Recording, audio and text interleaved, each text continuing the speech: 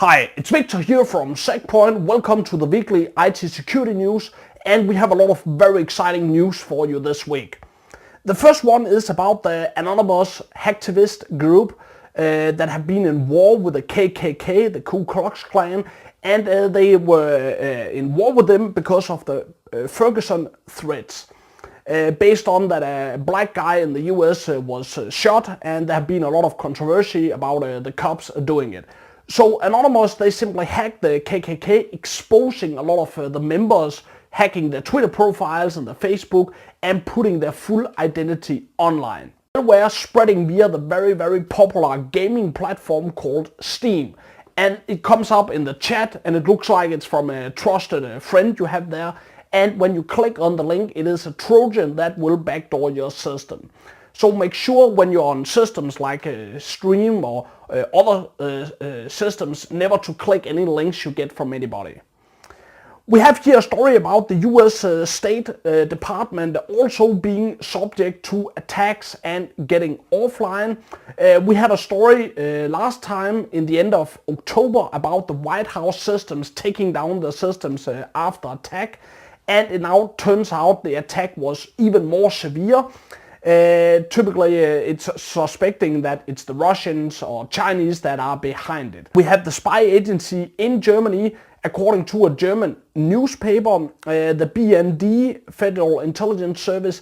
They want to get millions of euro to buy zero-day vulnerabilities, so they can hack different type of systems easily by simply getting the zero-day. Like we've seen a lot of time with other governments, they make a zero-day malware that exploiting zero-day vulnerabilities, for example in Windows and different router brands, and this way can hack their way in.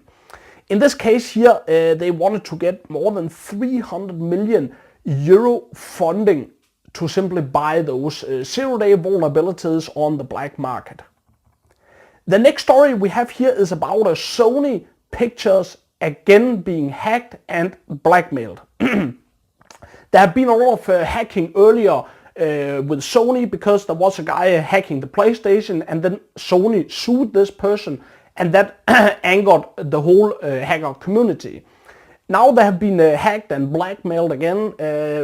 Reports are showing that employees simply were sent home because all the systems were down, and they were suggested to disable Wi-Fi and wait for their internal investigation to do anything.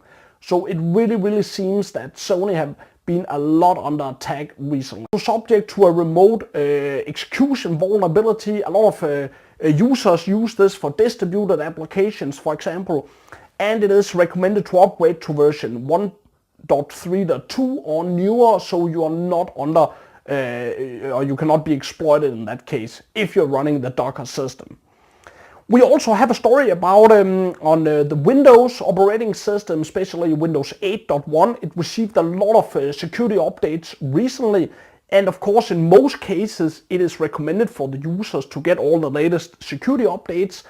In this case here, for users running Avast antivirus, getting the latest Windows updates crashed and could break the PCs and prevent them from even booting.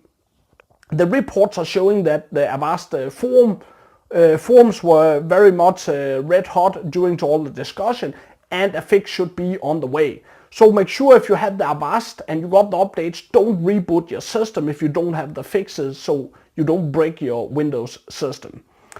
We have a follow-up to the Sony news about that they silently or quietly patched the PlayStation 3 and 4 for the Poodle vulnerability, forcing all users when they go online to get the security patch. So at least they are patching their PlayStation platforms. We also have a story about a very advanced, very undetected super spyware from 2008, infecting thousands of computers, specifically in Pakistan, in Iran, in Russia, in Saudi Arabia, in Mexico, in India, Afghanistan, and some other countries. And it looks like a very sophisticated spyware, possibly created by the NSA. The creators did a lot of things to cover their tracks and make the spyware very hidden on the system. And the question is also if it has taken more than 3 years for antivirus companies to discover this malware. Some reports from some antivirus vendors, they already had a check for this earlier and they put it in, but the customers didn't want to reveal it.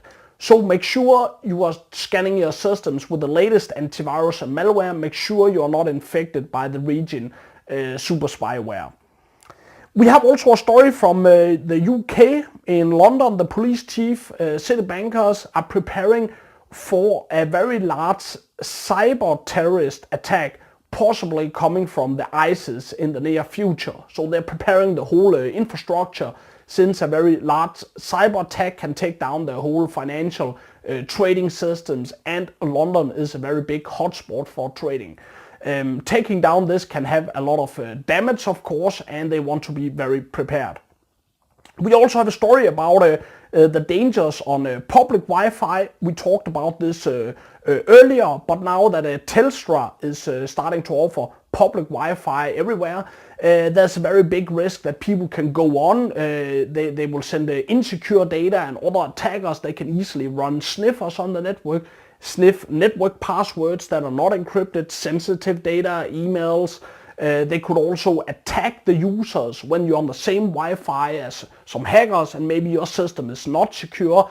They can force your system to route via their system, and you will just get a pop-up. You need to install an update, for example, for a website, and people just click it, and in a few minutes it's installed and they have full control of the target. So when you go on public Wi-Fi, always have some kind of firewall on your system. Never click or install or update anything if it's not 100% trusted, and be very, very cautious. USB devices are now being under attack. It looks like most USB devices are vulnerable to remote attack. What many people do not know is that many USB devices like memory cards or memory sticks, they have their own CPU on it and firmware. And because of the vulnerabilities, hackers or attackers, they can compromise this, put in another firmware, and get full control of the USB devices. They can also use them when you put it into a computer to take full control of the computer.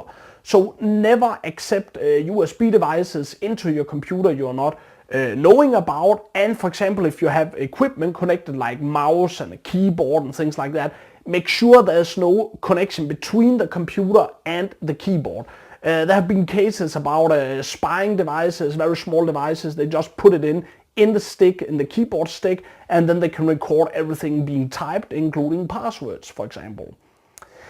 We have a story here about the US. They are sending out spy planes equipped with dirt box devices collecting smartphone data. So they simply send in a spy plane over the target, and the target's mobile phone or internet connection automatically will connect to the airplane, and this way they can intercept and snoop on all the data.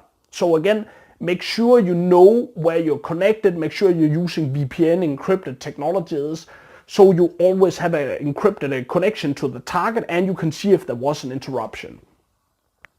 We also have a story about Craigslist in the US was DNS hijacked and redirected all the web traffic to a prank website, tracking the users and possibly infecting with malware. So thank you for watching this TV show, and for more information please visit SecPoint.tv. Thank you.